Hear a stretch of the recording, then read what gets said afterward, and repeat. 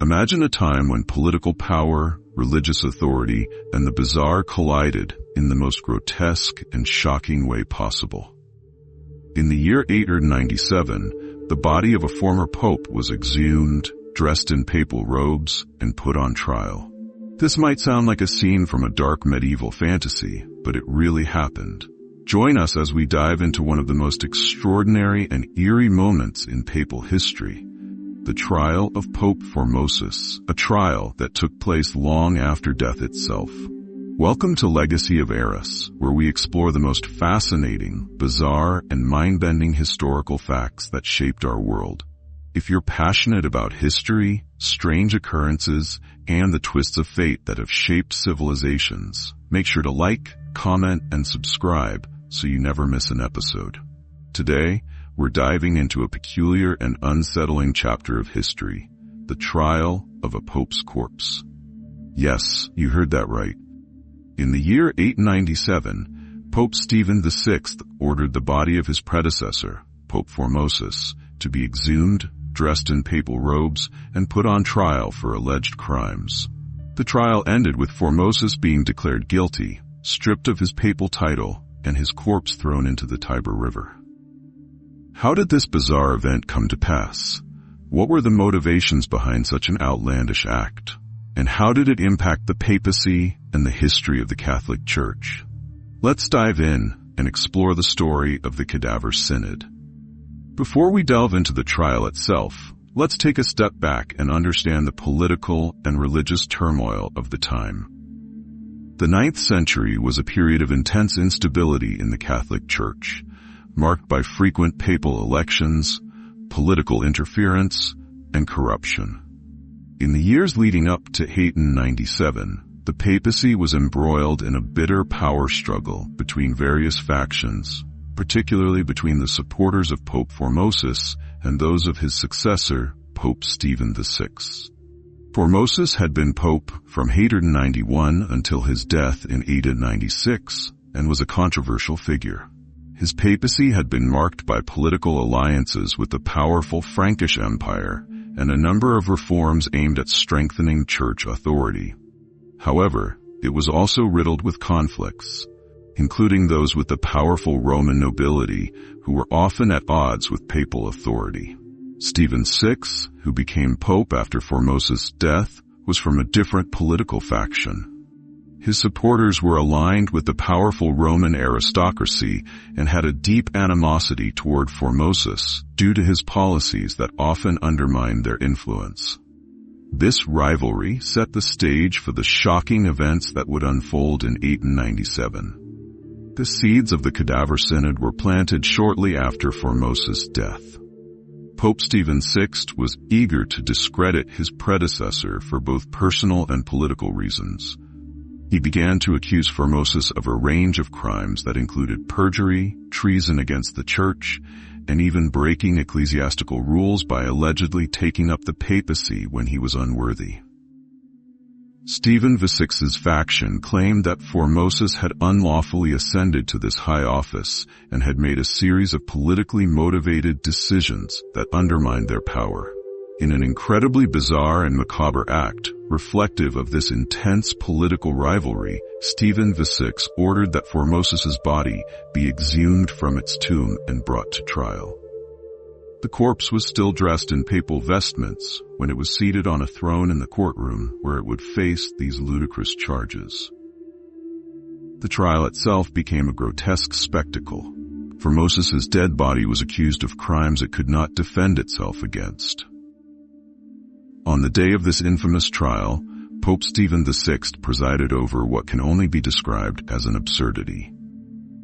The body of Pope Formosus was placed in the papal courtroom as if it were alive, dressed in full regalia and propped up on display for all to see.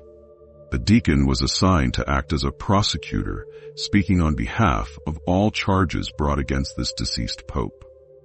It is crucial to note that Stephen VI had an agenda: to delegitimize Formosus completely and erase any trace of his influence on church politics.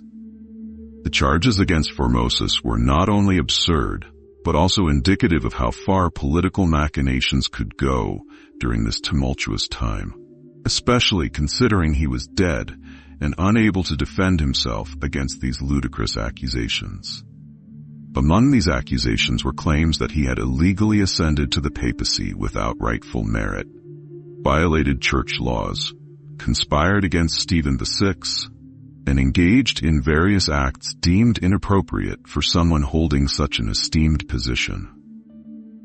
As this surreal trial proceeded through its grotesque motions, Formosus's corpse was ultimately found guilty on all counts, an outcome that had already been predetermined by Stephen VI's supporters before proceedings even began.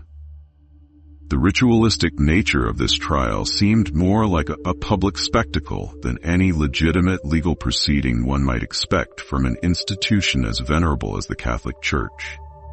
Following this mockery of justice, Formosus's corpse was stripped of its papal vestments, an act meant to symbolize disgrace, and its 3 fingers, used traditionally for blessing, were severed as further humiliation.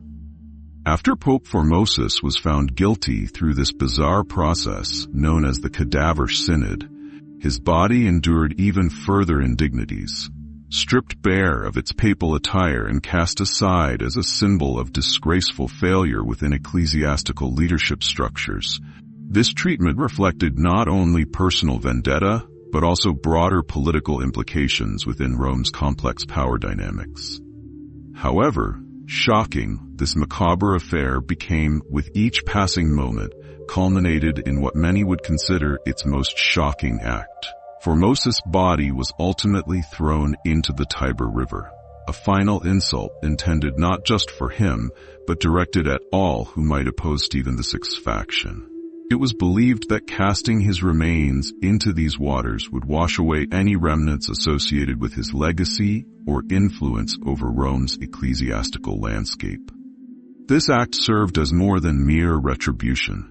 It functioned as an overt political statement from Stephen VI's faction, a clear message sent forth indicating that not even those who had passed away could find solace or safety from their wrath if they stood opposed to their interests. The trial of Pope Formosus, or the Cadaver Synod, had far-reaching consequences beyond its immediate grotesque spectacle. Although Pope Stephen VI hoped to solidify his power by eliminating any trace left behind by his predecessor's legacy through such drastic measures, the trial ultimately backfired spectacularly. In subsequent months following this infamous event, known colloquially among historians as the Cadaver Synod, Stephen VI's reign began unraveling rapidly under public scrutiny fueled by outrage stemming from what many viewed as an affront not only against deceased leadership, but also against established norms within Christian governance structures themselves. The bizarre spectacle shocked both Roman citizens witnessing these events unfold firsthand, along with broader Christian communities observing from afar. It exposed vulnerabilities within institutional authority, while simultaneously undermining respect afforded historically towards ecclesiastical figures holding high office within Christendom itself. Stephen VI's rule proved short-lived. He faced mounting opposition culminating eventually in deposition, followed by imprisonment before ultimately meeting his demise, strangled to death later that same year, 897, potentially arising directly due to backlash stemming from public outrage ignited due to events surrounding the Cadaver Synod. In years following this unsettling chapter within church history, a series of reforms would emerge aimed at restoring integrity amidst widespread corruption plaguing ecclesiastical leadership structures. But specter cast forth by the Cadaver Synod lingered heavily upon collective memory, held both among clergy members alongside lay people residing throughout Rome itself. The trial stands today as one among many bizarre, yet unsettling events chronicled throughout history, pertaining specifically toward the papacy. It serves not only as a reminder regarding depths individuals may sink when pursuing unchecked ambitions driven solely by a desire for power, but also illustrates how lines separating living from dead can become blurred when politics intertwine deeply with matters concerning faith itself. Thank you for joining us on this eerie journey through history. If you enjoyed this video presentation exploring such peculiar occurrences throughout our past, don't forget to like, comment, share, subscribe. What do you think about the Cadaver Synod? How do you feel about actions taken during those tumultuous times? Let us know your thoughts down below. Until next time, keep exploring strange, captivating legacies left behind by those who came before us.